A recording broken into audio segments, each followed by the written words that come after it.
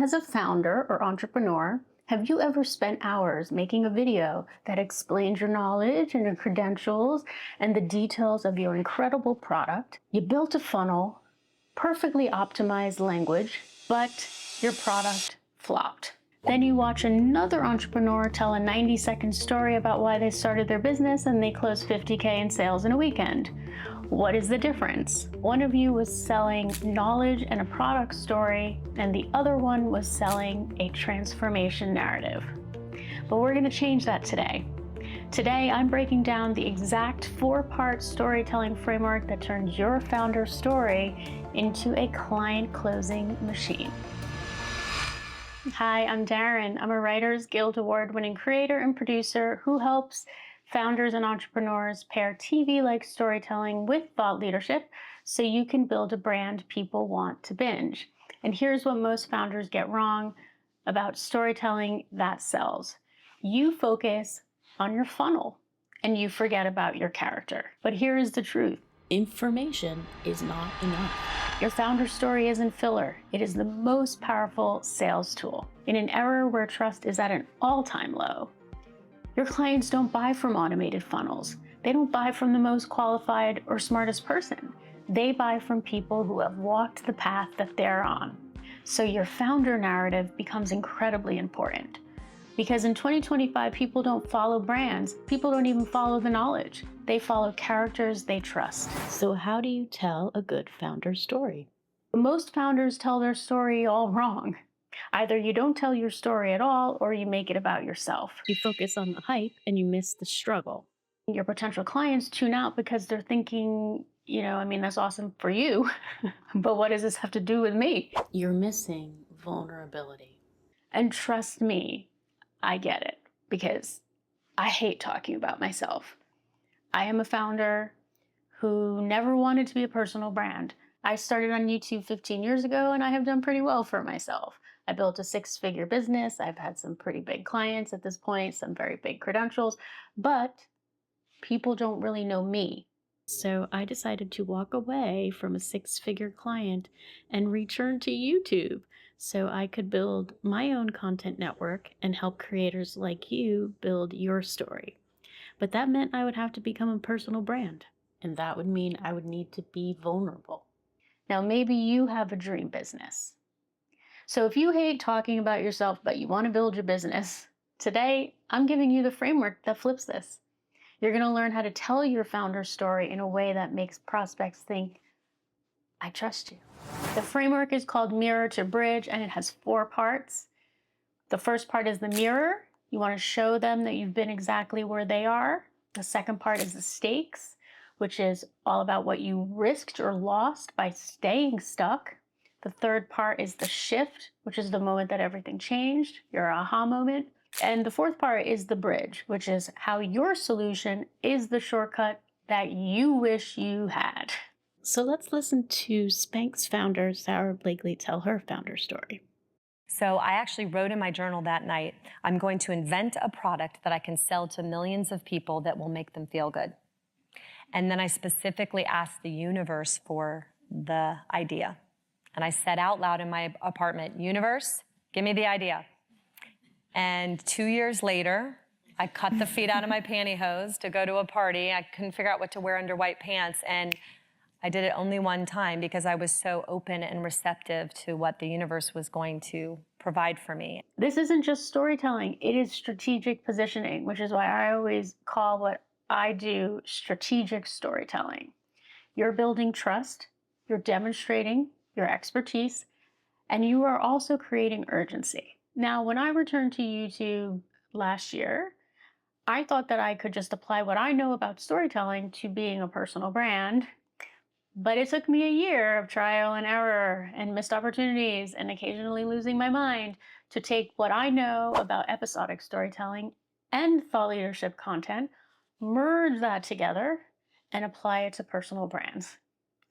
But now I built a framework that you can learn in 10 minutes. So I didn't have that, but you do. So let me break down each part with examples that you can steal. Part 1, the mirror. This is where you prove that you understand their exact pain point, not theoretically, but because you lived it. So here's a bad example. I started this company because I saw a gap in the market, right?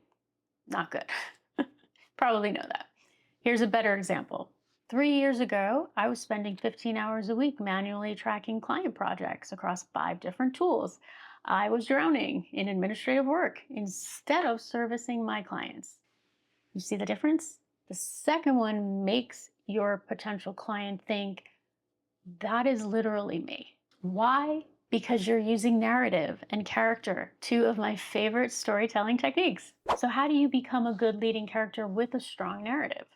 The key: be hyper specific. You don't say, I struggled with marketing. You say, I spent 10K on Facebook ads that generated 0 leads. You see, specificity equals credibility. And here is the pro move: use their exact language. If your prospects say, I'm overwhelmed, you don't say, I was stressed. You say, I was overwhelmed.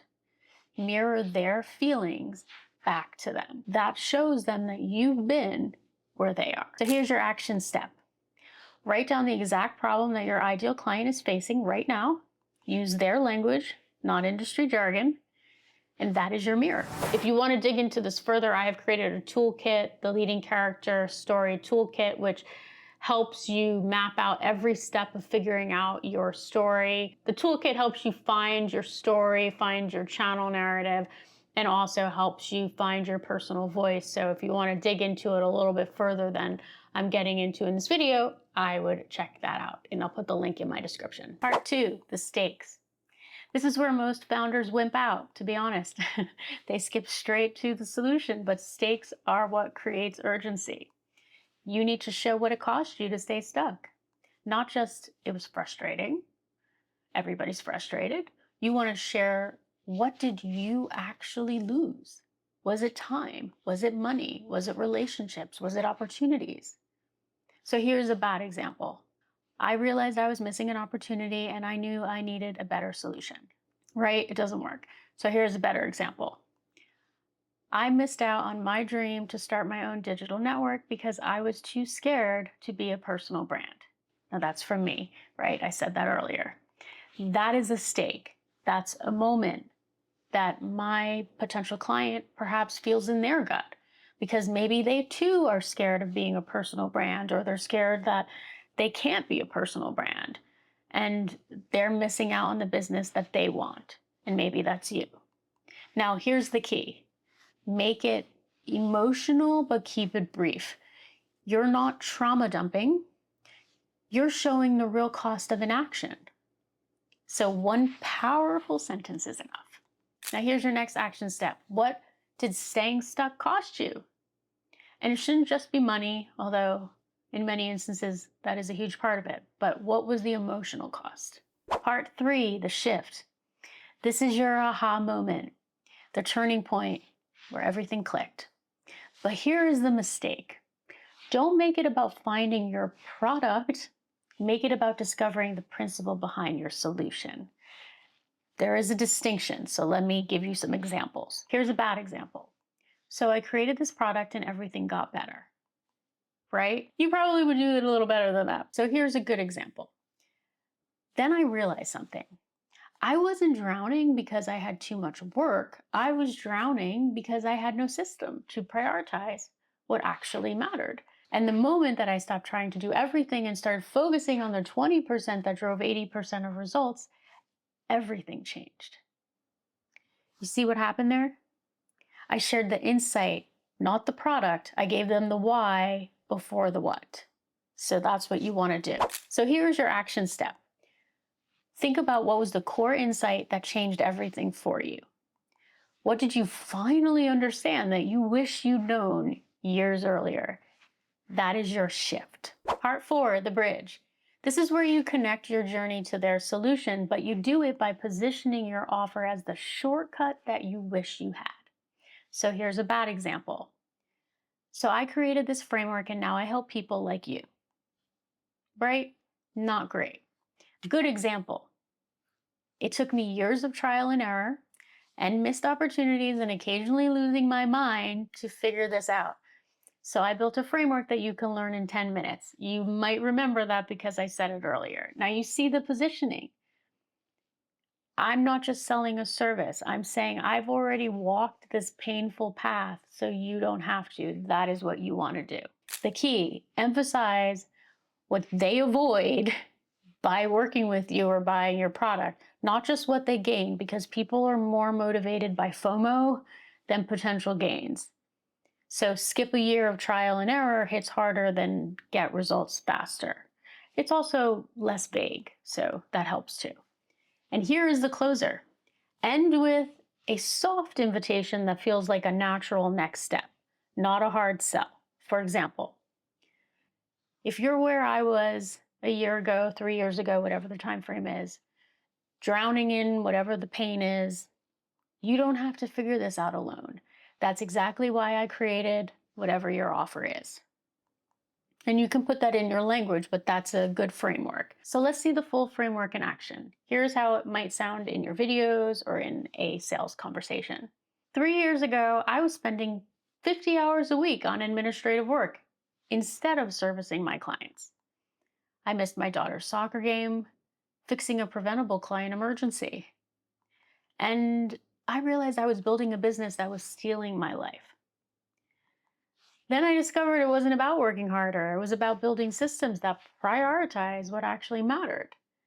Now, it took me 3 years to figure that out, but now I help founders get that same transformation in 90 days without the expensive mistakes that I made, right? And hopefully you would do it a little better than I did. It was my best acting performance, but in those 60 seconds, you've built trust, you've demonstrated expertise, you've created urgency, and you've positioned your offer as the obvious solution to their problem. This framework works in videos, your about page, LinkedIn post, pitch decks, networking and sales conversations, email sequences, really anywhere that you need to convert attention into trust. Your founder story is sitting on a gold mine of trust and authority. You just need the framework to unlock it. So here's your homework. I want you to take 20 minutes, maybe 30 today, and write out your mirror to bridge story, then practice it out loud until it feels natural. Now go turn your story into your most powerful sales tool. Until next time, keep creating and keep thinking like a showrunner.